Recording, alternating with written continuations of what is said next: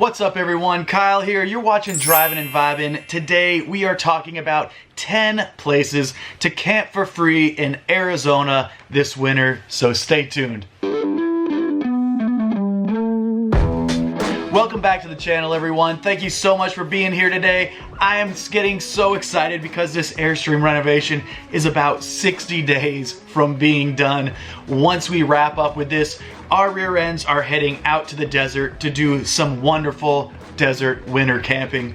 And with that, I wanted to share with you some of our favorite spots to camp for free in Arizona. This list will include 10 spots, including Lake Havasu, where we'll be in January for the Escapers Annual Bash. We'll be giving a talk about free camping. If that's something you're interested in or gonna be in the area, make sure you check out the link below because the tickets will probably sell out in the next month or so. But let's get into these 10 free campsites in Arizona. There are so many spots in Arizona to camp for free. These places we have all been to ourselves and they've all been great for their own specific reasons. Let's hop into the list. First off, like I said, Lake Havasu City. I love Lake Havasu. The town itself is charming. There are plenty of shopping options inside of town. The historic London Bridge was reconstructed right in town.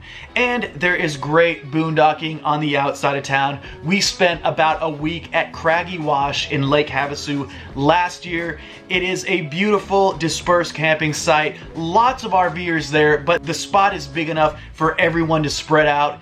We specifically loved camping at Craggy Wash in Lake Havasu City because the community of RVers there. We had the opportunity to make new friends, we met some of the Vibe Tribe, and we caught up with old friends all in this one spot. So we highly recommend checking out Craggy Wash. I think the stay limit is 14 days. We'll link this and every other spot we mentioned in these top 10 below in the comment section and in the description. So if any of these sound good to you, you can further check those out. But Craggy Wash, one of my favorite spots from last year. Next up on the list is Sedona. We absolutely love Sedona. Now, it is a pricey place to go visit. I would not want to be paying to stay at a campground there. We can barely afford to eat at the restaurants in Sedona, but it is an awesome place to visit because the hiking trails are amazing. You have forest hiking trails and you also have hiking trails on beautiful red rocks where you can see for miles and miles. We camped on the main drag 525. This is right off the main road in Sedona, and it's probably about 5 miles from downtown Sedona. One of the downsides about this spot is that the road in is very washboardy. So even though most rigs can get down there, it is not a pleasant drive to drive too far down that road. That's just one of the downsides. The other downside for this spot is because it's Sedona, there are so many RVers there trying to soak in the environment, and the spot stays pretty busy. But on the upside, community is great there. You have access to all the amazing hiking trails and everything that Sedona offers in the city, and it's free, so you can't complain about that. So check out the Sedona site. Next up on the list, we're heading down South Arizona. This is almost as south as you can get, in a town called Patagonia. It is south of Tucson, but it is a wonderful community down there. The desert has a lot of growth. There is access to the Arizona Trail right by the campsite. We camped on Harshaw Road. There are probably 6 different spots on Harshaw Road, and they are all pretty sketchy with the reception you're gonna get. So you gotta really go down there and figure out what spot you'll get cell reception in. So after kind of experimenting with that, we found a spot that was good for us. We shared it probably within 40 to 50 yards of another camper, but it's not a very popular area. So you can definitely get a good spot and have some privacy. One of our favorite things about this spot is that the town itself is so charming. It has a great coffee shop with high-speed internet. It has a organic grocery store and just fun shops to look around in. The campsite is only probably 2 miles from town, so you have easy access. If you're just looking for a nice Arizona getaway, go down to Patagonia because it is very enjoyable. The downside is because it's close to the border, we didn't have any security issues, but the border patrol was going up and down the road pretty much non-stop. They're not loud, they're not rude, but you just have to watch out for those trucks going up and down the road, doing their job, making sure that it's safe to camp there, and we thoroughly enjoyed our time. Next up is Plamosa Road in Quartzsite. Now, if you are an RVer and have not been to Quartzsite, make sure you go just for the experience. I'm not saying we're going back this year, but Quartzsite is definitely a place to go if you're an RVer. We've camped at a few locations in Quartzsite, but Plamosa Road was the best for us because it's on the north side of town. There's easy access to Parker, Arizona, or you can just shoot down and get into Quartzsite. You're kind of tucked away from the action at that site. It has a different cell tower on the north end of town, and that cell tower usually is less busy. So we're able to get a lot of work done when we camp at Plamosa Road. And that's not the same if we're camping at, say, somewhere like Dome Rock Road, which is kind of in the heart of Quartzsite. Everyone's trying to get internet off that one tower. Otherwise, it's very typical Quartzsite camping, large, flat, open areas, tons of RVers around.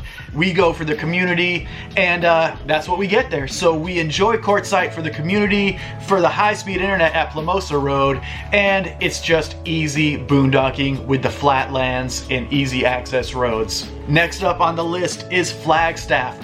Whenever we're in Sedona and it gets too hot for us, the beautiful thing about Flagstaff is that it's a 50-mile jog up a mountain. Once you get that elevation change, you get nice cool temps, you get pine trees, and you get free camping. We camped at the Naval Observatory Station. It's, I believe, on the west side of Flagstaff. And there is a Naval Observatory Station there, but you can't go up the road. There are a lot of signs that say do not go beyond this point. Make sure you follow those signs, because if you take a big rig up there, it will be quite hard to turn around.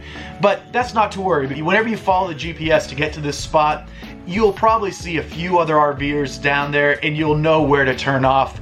It's not an overly populated boondocking site from our time there, but there were a few neighbors. We liked it because there is good hiking in Flagstaff. The hiking is very challenging. It's usually very steep, lots of elevation going on, but it's a different type of hiking other than you'll get down in Sedona. It's a lot of mountainy pine tree hiking. So we enjoyed it for that. And obviously if you need to get supplies or anything like that, Flagstaff will definitely have what you're looking for. And right in town, there is a free dump station, free water fill up. Those things are awesome. You can find all that information, link below again in the specific Flagstaff free camping video if you want to find out more about that. Next up is Tucson. Now, I have to give a full disclosure for this campsite.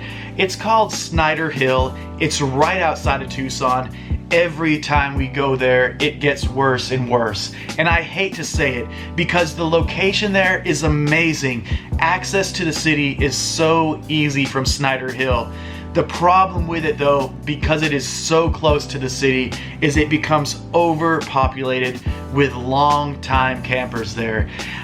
They haven't done a wonderful job of regulating the stay limits at Snyder Hill from what we've seen.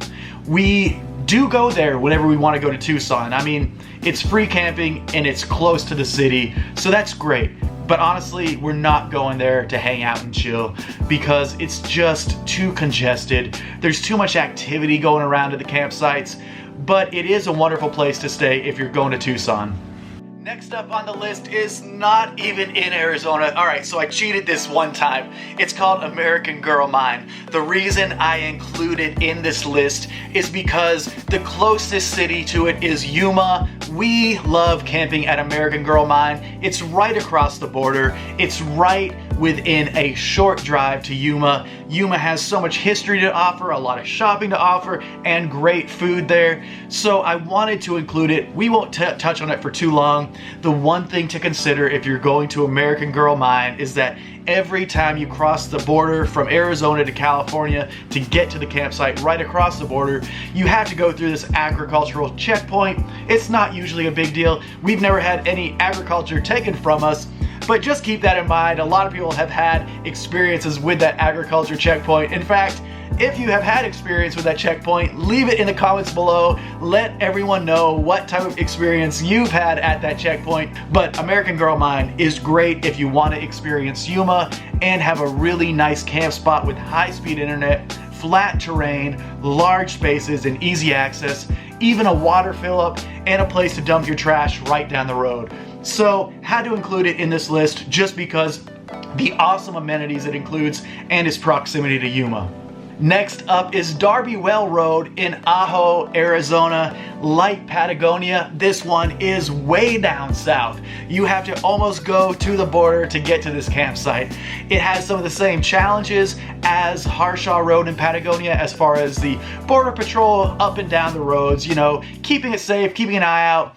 It doesn't bug us, it makes us feel secure. The one thing we love about this campsite is its access to Organ Pipe National Monument. It is a beautiful national park with so many organ pipe cactuses. It was breathtaking to see the amazing cacti all over the place. All right, guys, we got 2 more left. Next up is Indian Bread Rocks. This is in Bowie, Arizona. It is a beautiful, otherworldly place. It is made up of these rocks that just look like, I guess, Indian bread rocks.